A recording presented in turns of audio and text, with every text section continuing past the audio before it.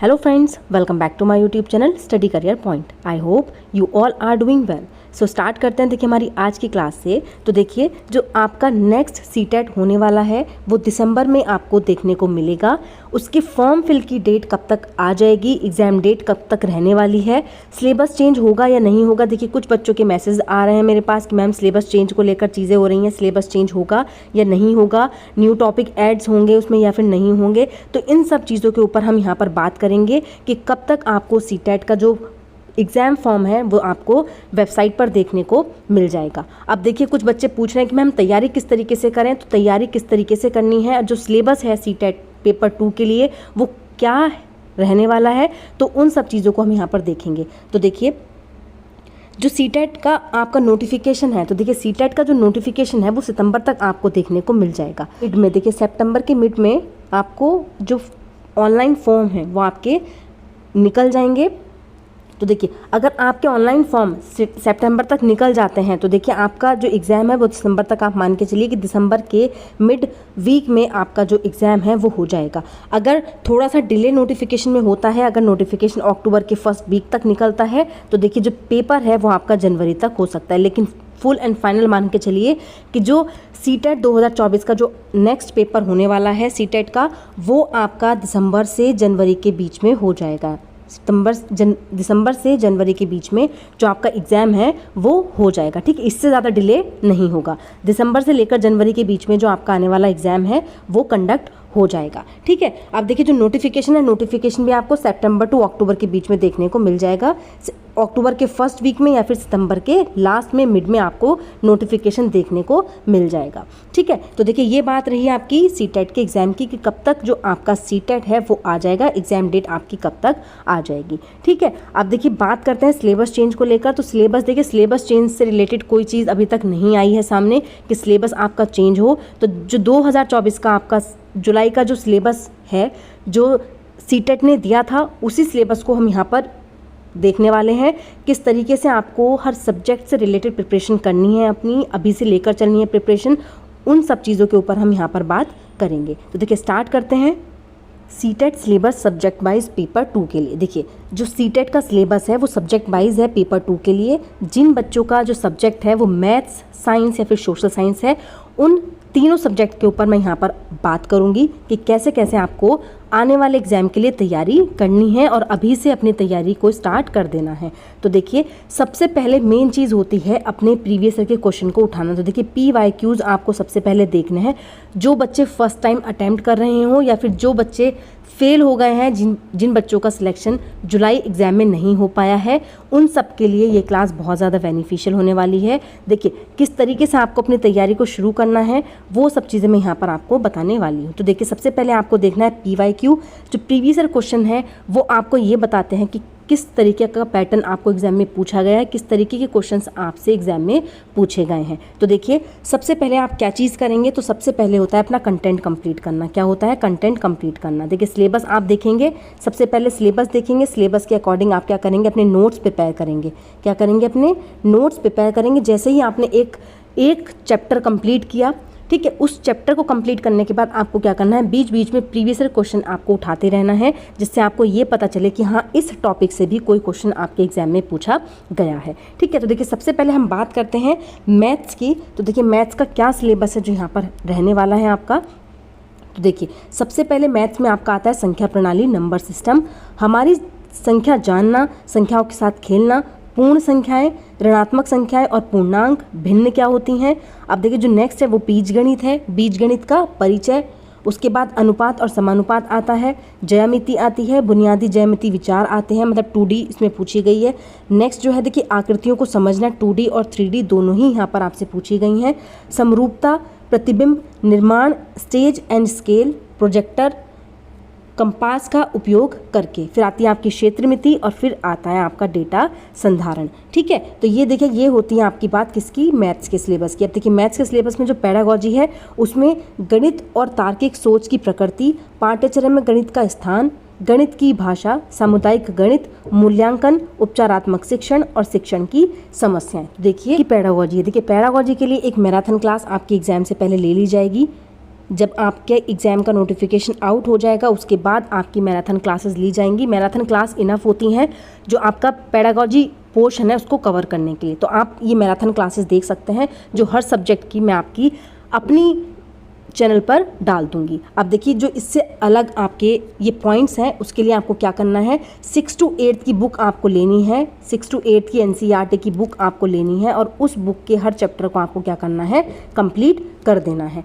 और जो previous year question है उनको आपको साथ साथ लगाते रहना है, ठीक है, प्रीवियस ईयर क्वेश्चन को साथ साथ लगाते रहना है। देखिए इससे बेस्ट चीज़ कोई नहीं हो सकती सीटेट के एग्ज़ाम की तैयारी के लिए, ठीक है। तो जो चीज़ फैक्ट है वही मैं चीज़ आपको यहाँ पर बता रही हूँ जो खुद मैंने अपने ऊपर ट्राई की हैं। तो देखिए यहाँ पर आपको क्या करना है, NCERT की बुक को कंप्लीट कर देना है और उसके बाद जो आपके PYQ है उनको कंप्लीट कर लेना है, ठीक है। ये बात हो जाए आपकी किसकी, गणित की। नेक्स्ट चलते हैं देखिए साइंस पर। साइंस का सिलेबस यहाँ पर देख लेते हैं। साइंस का सिलेबस देखिए, साइंस का जो सिलेबस है आपका उसमें फूड, भोजन के स्रोत, भोजन के घटक, खाना साफ करना, सामग्री, दैनिक उपयोग की सामग्री, उसके बाद आता है आपका जीने की दुनिया, गतिशील वस्तुएं, लोग और विचार, चीज़ें काम कैसे करती हैं, विद्युत धारा और सर्किट, चुंबक, प्राकृतिक घटनाएं, प्राकृतिक संसाधन।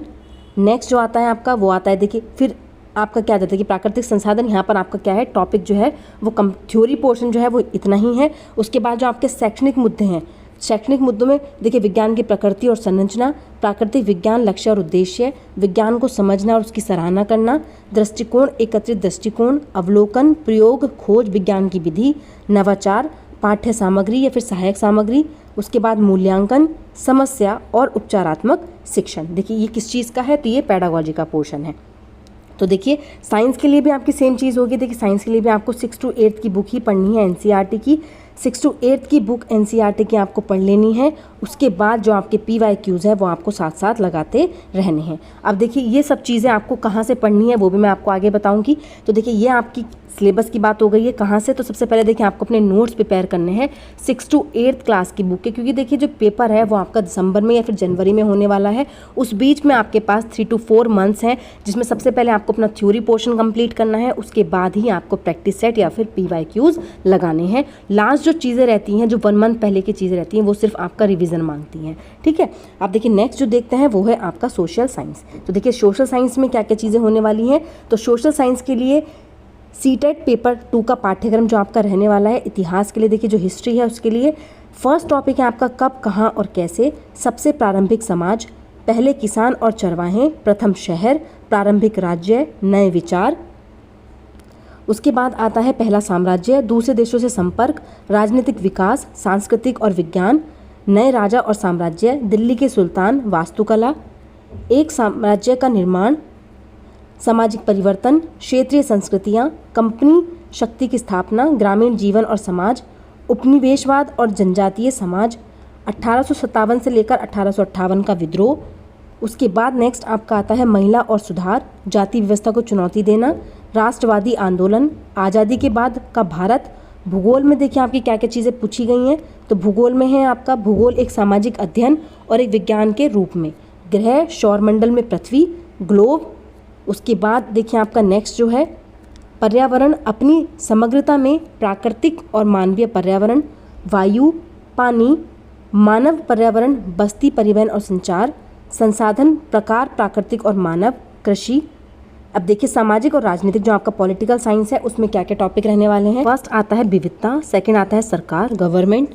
अब देखिए नेक्स्ट जो है, नेक्स्ट आता है स्थानीय सरकार, जीविका चलाना, प्रजातंत्र, राज्य सरकार, मीडिया को समझना, ठीक है। नेक्स्ट देखिए आपका आता है संविधान, संसदीय सरकार, न्यायपालिका, सामाजिक न्याय और हाशिए पर पड़े लोग। तो देखिए ये जो आपका सिलेबस है ये SST का सिलेबस है जिसमें हिस्ट्री, ज्योग्राफी, देखिए हिस्ट्री है, ज्योग्राफी है और पॉलिटिकल साइंस है, ठीक है। उसके तीनों के आपके क्या क्या टॉपिक हैं जो इसमें आने वाले हैं वो मैंने आपको यहाँ पर बता दिए हैं।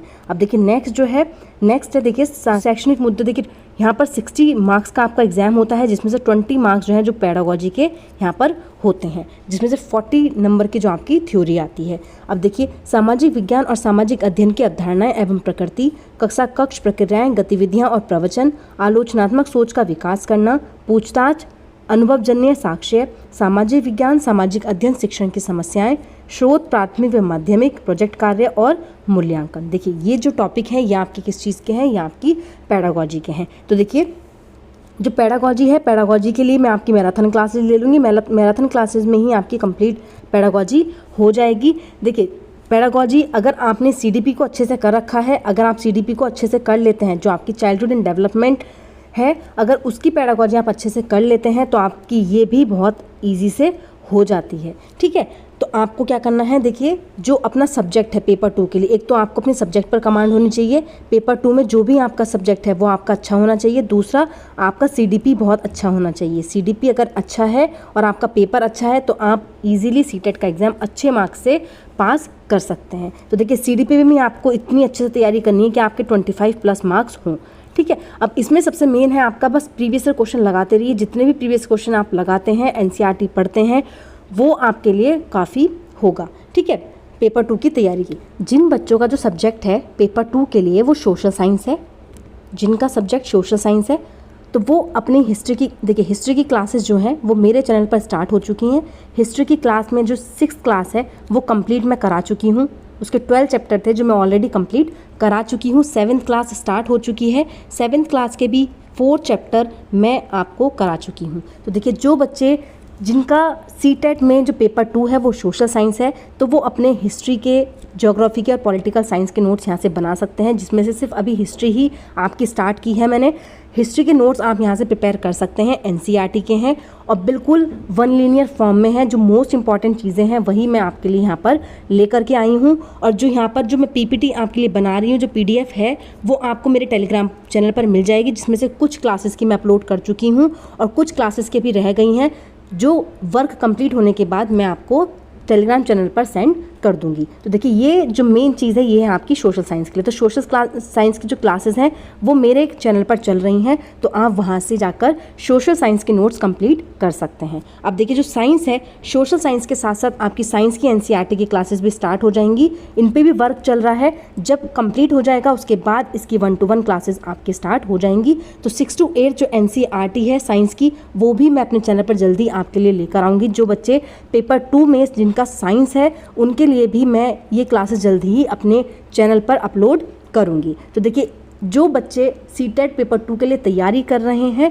पहले अपने नोट्स कंप्लीट करिए, नोट्स बनाइए अच्छे से। उसके बाद जो 1 मंथ रहता है एग्ज़ाम से पहले का, उस 1 मंथ में आपको सिर्फ PYQs और प्रैक्टिस सेट ही लगाने चाहिए। ठीक है, जिससे आपको क्या हो कि आपके साथ साथ नोट्स भी रिविज़न होते रहें और जो नए नए क्वेश्चंस हैं वो भी आपको साथ साथ मिलते रहें। तो देखिए जो PYQs और प्रैक्टिस सेट है वो हमेशा एग्ज़ाम से पहले लगाने चाहिए। उससे पहले का जो टाइम आपके पास होता है वो अपने नोट्स को अच्छा करने के लिए होता है। तो जो बच्चे पहली बार एग्ज़ाम दे रहे हैं या फिर जो बच्चे सीटेट जुलाई के एग्ज़ाम में रह गए हैं, तो वो पहले अपने नोट्स अच्छे से तैयार करिए। जो वीकनेस बच्चों की रह गई है, जिन टॉपिक्स में रह गई है, उन टॉपिक्स को और अच्छा कीजिए। उसके बाद जो आपके प्रैक्टिस सेट है, PYQs है, उनको लगाते रहिए। ठीक है, देखिए आज की जो आपकी इन्फॉर्मेशन थी वो सिर्फ इसी चीज़ के ऊपर थी। जो पेपर 2 का सिलेबस है वो मुझे यहाँ पर आपको बताना था। बच्चे पूछ रहे थे पेपर 2 का सिलेबस, इसलिए मैंने आपका मैथ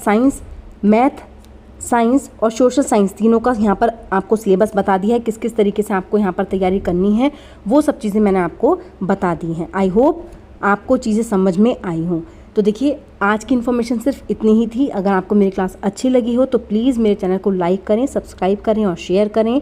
ऐसी ही और वीडियोस के लिए मेरे चैनल पर बने रहिए। और जो बच्चे SST की तैयारी कर रहे हैं पेपर 2 के लिए, वो बच्चे मेरे चैनल से जुड़कर हिस्ट्री की क्लासेस भी देख सकते हैं। ठीक है, तो आज की क्लास आपकी यहीं पर कंप्लीट होती है। Thank you.